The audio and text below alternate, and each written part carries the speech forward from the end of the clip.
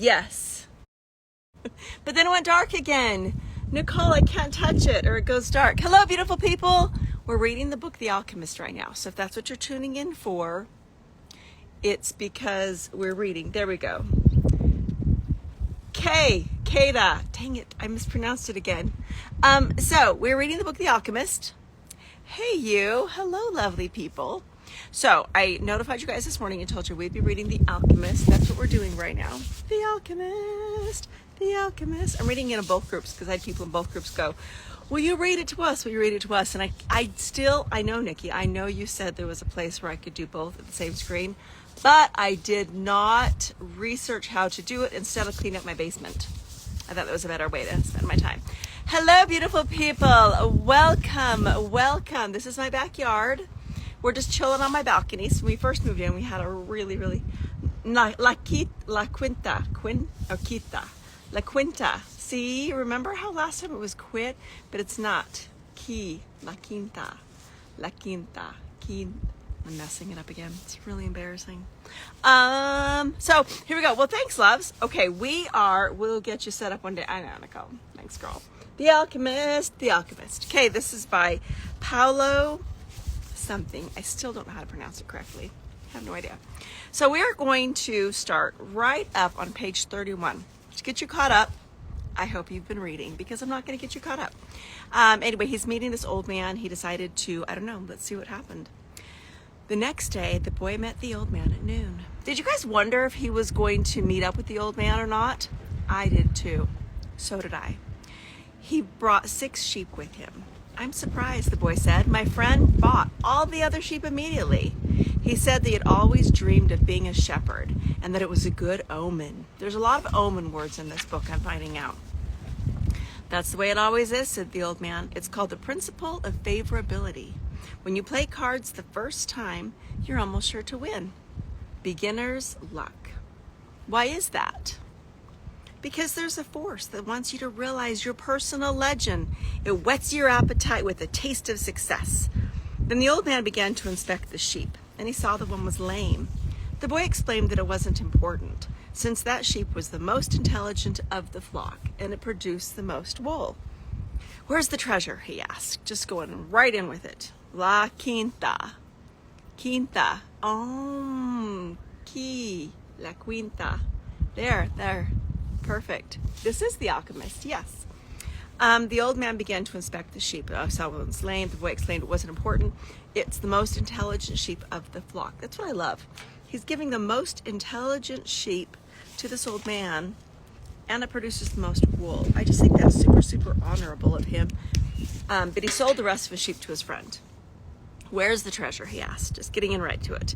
It's in Egypt near the pyramids. The boy was startled. The old woman had said the same thing, but she hadn't charged him anything. There comes again with the charging. It's so cute.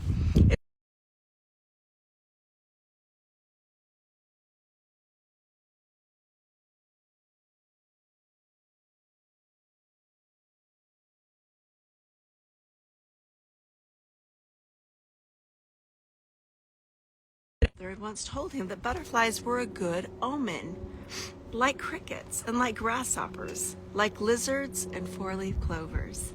That's right, said the old man, able to read the boy's thoughts. Just as your grandfather taught you, these are good omens. The old man opened his cape, and the boy was struck by what he saw. The old man wore a breastplate of heavy gold covered with precious stones. The boy recalled the brilliance he had noticed on the previous day. He really was a king. He must be disguised to avoid encounters with thieves. Take these, said the old man, holding out a white stone and a black stone that had been embedded at the center of the breastplate. They are called Urim and Thummim. The black signifies yes, and the white no. When you're unable to read the omens, they will help you to do so. Always ask an objective question. But if you can, try to make your own decisions. The treasure is at the pyramids. That you already knew. But I had to insist on the payment of 6 sheep because I helped you make your decision. The boy put his stones in his pouch. From then on, he would make his own decisions. Don't forget that everything you deal with is only one thing and nothing else. Don't forget that everything you deal with is only one thing and nothing else. Wow, talk about focus. Everything you deal with is only one thing and nothing else. Is that true? I feel like I'm way more scatterbrained than that. Goodness sakes. I'm going to put a little star on it too. And don't forget the language of omens. And above all, don't forget to follow your personal legend through to its conclusion. But before I go, I want to tell you a little story. A certain shopkeeper sent his son to learn about the secrets of happiness from the wisest man in the world. The lad wandered through the desert for 40 days and finally came upon a beautiful castle high atop a mountain. It was there that the wise man lived. Rather than finding a saintly man, though, our hero, on entering the main room of the castle, saw a hive of activity. Tradesmen came and went. People were conversing in the corners. A small orchestra was playing soft music. The Alchemist. And there was a table covered with platters of the most delicious food in that part of the world. The wise man conversed with everyone, and the boy had to wait for 2 hours before it was his turn to be given the man's attention. The wise man listened attentively to the boy's explanation of why he had come, but told him that he didn't have time just then to explain the secret of happiness. He suggested that the boy look around the palace and return in 2 hours. Meanwhile, I want to ask you something, said the wise man, handing the boy a teaspoon that held 2 drops of oil. As you wander around, carry the spoon with you without allowing the oil to spill. The boy began climbing and descending the many stairways of the palace, keeping his eyes fixed on the spoon. After 2 hours, he returned to the room where the wise man was. Well, asked the wise man, did you see the Persian tapestries that are hanging in my dining hall? Did you see the garden that it took the master gardener 10 years to create? Did you notice the beautiful parchments in my library? The boy was embarrassed and confessed that he had observed nothing. His only concern had not been to spill the oil that the wise man had entrusted to him. Then go back and observe the marvels of my world, said the wise man. You cannot trust a man if you don't know his house. Relieved, the boy picked up the spoon and returned to his exploration of the palace. This time observing all the works on the ceiling and the walls. He saw the gardens. I have a hair in my eyeball. He saw the gardens, the mountains all around them, the beauty of the flowers, and the taste with which everything had been selected. Upon returning to the old man, he related in detail what he had seen. But where are the drops of oil I entrusted to you? Said the wise man. Looking down at the spoon he held, the boy saw that the oil was gone. Well, there's only one piece of advice I can give you, said the wisest of wise men. The secret of happiness is to see all the marvels of the world and never to forget the drops of oil on the spoon. Oh, the shepherd said nothing. He had understood the story the old king had told him. A shepherd may like to travel, but he should never forget about his sheep. The old man looked at the boy, and with his hands held together, made several strange gestures over the boy's head. Then, taking his sheep, he walked away. At the highest point in Tarifa, there's an old fort, built by the Moors. From atop its walls, one can glimpse Africa. Melchizedek, the king of Salem, sat on the wall of the fort that afternoon and felt the levanter blowing in his face. Remember, the levanter's a wind. We looked it up last time. It's a wind. The sheep fidgeted nearby, uneasy with their new owner and excited by so much change. All they wanted was food and water. Hello, lovely people. Oh, the alchemist. The alchemist. Melchizedek watched a small ship that was plowing its way into port. He would never again see the boy, just as he had never seen Abraham again after having charged him with 1/10 of his fee. That was his work. The gods should not have desires because they don't have personal legends. But the king of Salem hoped desperately that the boy would be successful. It's too bad that he's quickly going to forget my name, he thought. I should have repeated it for him. Then, when he spoke about me, he would say that I am Melchizedek, the king of Salem. He looked to the skies, feeling a bit abashed, and said, I know it's the vanity of vanities, as you said, my lord, but an old king sometimes has to take pride in himself. So that was the conversation with the old man. And now we move on to the boy. How strange Africa is, thought the boy. He was sitting in a bar very much like the other bars he had seen along the narrow streets of Tangier. Some men were smoking from gigantic pipes that they passed from one to the other. In just a few hours, he had seen men walking hand in hand, women with their faces covered, and priests that climbed to the tops of towers enchanted, as everyone about him went to their knees and placed their foreheads on the ground. A practice of infidels, he said to himself. As a child in the church, he had always looked at the image of Saint Santiago Matamoros on his white horse. Matamoros, I think that's how it's pronounced, Matamoros, on his white horse, his sword unsheathed, and figures such as these kneeling at his feet. The boy felt ill and terribly alone. The infidels had an evil look about him. I'm talking about judging and everything. He's just this young boy in this strange country. Besides this, in the rush of his travels, he'd forgotten a detail, just one detail, which could keep him from his treasure for a long time. Only Arabic was spoken in this country. The owner of the bar approached him, and the boy pointed to a drink that had been served at the next table. It turned out to be bitter tea. The boy preferred wine.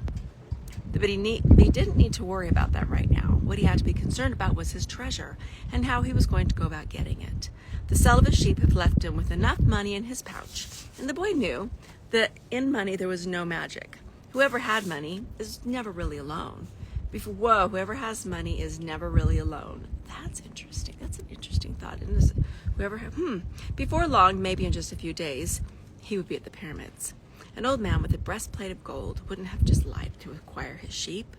The old man had spoken about signs and omens, and as the boy was crossing the strait, he thought about omens.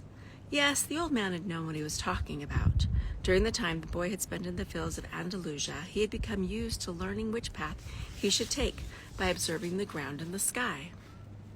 He had discovered that the presence of a certain bird meant that a snake was nearby, and that a certain shrub meant that, and was a sign that there was water in the area. The sheep had taught him that. If God leads the sheep so well, he will also lead a man, he thought, and that made him feel better. The tea seemed less bitter. "Who are you?" he heard a voice ask him in Spanish. The boy was relieved. He was thinking about omens, and someone had appeared. "How come you to speak Spanish?" he asked. The new arrival was a young man in Western dress, but the color of his skin suggested he was from this city. He was about the same age and height as the boy. "Almost everyone here speaks Spanish. We're only 2 hours from Spain." "Sit down and let me treat you to something," said the boy, "and ask for a glass of wine for me. I hate this tea." "There's no wine in this country," the young man said. "The religion here forbids it." The boy told him that he needed to get to the pyramids. He almost began to tell him about the treasure, but decided not to. If he did, it was possible that the Arab would want a part of it. I said a pint, but it's a part. A part of it as payment for taking him there. He remembered what the old man had said about offering something you didn't even have yet. "I'd like you to take me there if you can. I can pay you to serve as my guide." "Do you have any idea how to get there?" the newcomer asked. The boy noticed that the owner of the bar stood nearby, listening attentively to his conversation. He felt uneasy at the man's presence, but he found a guide and didn't want to miss out on this opportunity. "You have to cross the entire Sahara Desert," said the young man, "and to do that you need money. I need to know whether you have enough." The boy thought it was a strange question, but he trusted in the old man, who said that when you really want something, the universe always conspires in your favor. He took his money from his pouch and showed it to the young man. The owner of the bar came over and looked as well. The two men exchanged some words in Arabic, and the owner of the bar seemed irritated. "Let's get out of here," said the new arrival. "He wants us to leave." The boy was relieved. He got up to pay the bill, but the owner grabbed him and began to speak to him in an angry stream of words. The boy was strong and wanted to retaliate, but he was in a foreign country. His new friend pushed the owner aside and pulled the boy outside with him. "He wanted your money," he said. "Tangier is not like the rest of Africa. This is a port, and every port has its thieves." The boy trusted his new friend. He helped him out in a dangerous situation. He took out his money and counted it. "We could get you to the pyramids by tomorrow," said the other, taking the money, "but I have to buy 2 camels. They walked together through the narrow streets of Tangier. Everywhere there were stalls with items for sale. They reached the center of a large plaza where the market was held. There were thousands of people there.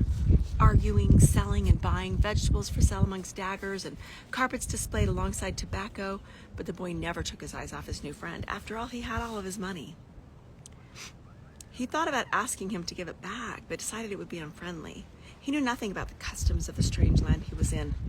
"I'll just watch him," he said to himself, and he knew that he was stronger than his friend. Suddenly, in the midst of all the confusion, he saw the most beautiful sword he'd ever seen. The scabbard was embossed in silver, and the handle was black and encrusted with precious stones. The boy promised himself that when he returned from Egypt, he would buy that sword. "Ask the owner of that stall how much the sword costs," he said to his friend. Then he realized he had been distracted for a few moments. Looking at the sword, his heart squeezed as if his chest had suddenly compressed it. He was afraid to look around because he knew what he would find. He continued to look at the beautiful sword for a bit longer until he summoned the courage to turn around. All around him was the market, with people coming and going, shouting and buying, and the aroma of strange food. But nowhere could he find his new companion. The boy wanted to believe that his friend had simply become separated from him by accident, but he decided to stay right here and await his return. As he waited, a priest climbed to the top of the tower and began to chant. Everyone in the market fell to their knees, touched their foreheads to the ground, and took up the chant. Then, like a colony of worker ants, they dismantled their stalls and left. The sun began its departure as well. The boy watched it through its trajectory for some time, until it was hidden behind the white houses surrounding the plaza. He recalled that when the sun had risen that morning, he was on another continent, still a shepherd with 60 sheep, and looking forward to meeting with a girl. That morning he had known everything that was going to happen to him as he walked through the familiar fields. But now as the sun began to set, he was in a different country, a stranger in a strange land, where he couldn't even speak the language. He was no longer a shepherd, and he had nothing, not even the money to return and start everything over. All this had happened between sunrise and sunset, the boy thought.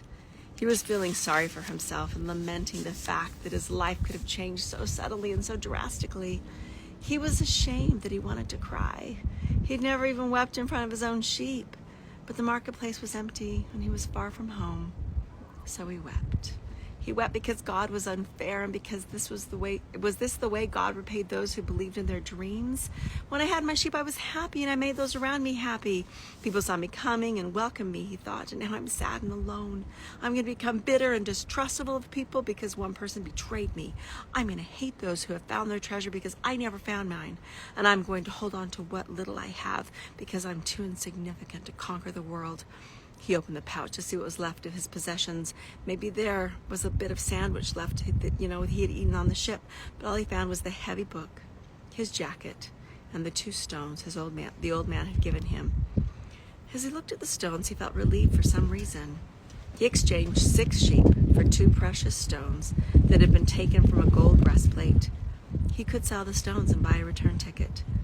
But this time I'll be smarter, the boy thought, removing them from his pouch so he could put them in his pocket. This was a port town. The only truthful thing his friend had told him was that port towns are full of thieves. Now he understood why the owner of the bar had been so upset. He was trying to tell him to not trust the man. I'm like everyone else. I see the world in terms of what I would like to see happen, not what actually does. He ran his fingers slowly over the stones, sensing their temperature and feeling their surfaces. They were his treasure. Just handling them made him feel better. They reminded him of the old man. When you want something, all the universe conspires to help you achieve it, he said. The boy was trying to understand the truth of what the old man had said. There he was in the empty marketplace, without a cent to his name, with not a sheep to guard through the night. But the stones were proof that he had met with a king who knew of the boy's past. They're called the Urim and Thummim, and they can help you read the omens. The boy put the stones back in his pouch and decided to do an experiment. The old man had said to ask very clear questions, and to do that, the boy had to know what he wanted. So he asked the old man's blessing, if the old man's blessing was still with him. He took out one of the stones. It was yes. Am I going to find my treasure? He asked. He stuck his hand into his pouch and felt around for one of the stones. As he did so, both of them pushed through a hole in the pouch and fell to the ground. The boy had never even noticed there was a hole in the pouch. He knelt down to find the Urim and Thummim and put them back in his pouch. But as he saw them lying on the ground, another phrase came to his mind. Learn to recognize omens and follow them, the old king had said. An omen, the boy smiled to himself. He picked up the 2 stones and put them back in his pouch. He didn't consider mending the hole.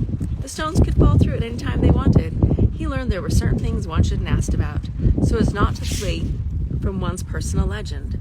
I promised that I would make my own decisions, he said to himself. But the stones had told him that the old man was still with him, and that made him feel more confident. He looked around at the empty plaza again, feeling less desperate than before. This wasn't a strange place. This was a new one. After all, what he had always wanted was just that, to know new places. Even if he never got to the pyramids, he'd already traveled farther than any shepherd he knew. Oh, if they only knew how different things are just 2 hours from the ship where they are, he thought. Although his new world at the moment was just an empty marketplace, he'd already seen it when he was teeming with life, and he would never forget it. He remembered the sword. It hurt him a bit to think about it, but he'd never seen one like that before. As he mused about these things, he realized that he had to choose between thinking of himself as the poor victim of a thief and as an adventurer in quest of his treasure. I'm an adventurer looking for treasure, he said to himself. All right, that's it for today. We'll be starting on page 45. So if you want to read again on your own, we'll get back again in about a week. Thursday. Yes, we'll get together next Thursday. And I think there's definitely some things to think about, because it's like he had his heart just set on and like finding his treasure, and he just gets find out that it's in the exact same place that the gypsy woman had told him where it was. But instead of getting bitter, once again, this is all about not getting bitter, right? So he didn't get bitter that the old man just repeated what the woman had said, even though he had to pay him. He didn't get bitter that he gave the old man the finest sheep. He didn't get bitter when he got to the new port and then everything got stolen from him. And he didn't get bitter. He got sad and he cried and stuff, but then he moved on, you know? And so he didn't get bitter. He just chose instead to be an adventurer. And so I love that, because there's definitely some choices that you can make in your life as you look at the past, as you look at the present, as you look at things, and making sure that you don't get bitter, I think is super, super, super important. So that's it for today. We're going to stop now. Can't hear you. Oh, I'm sorry. Hopefully it will keep. So you can read the book on your own if you didn't hear me really well. Ashmusug. Oh, I'm not even going there, babe. So this right here, The Alchemist, we read up to page 45. So you know what? If you didn't hear me, read it on your own, and we will start up again next week. Thanks, everybody. Take care.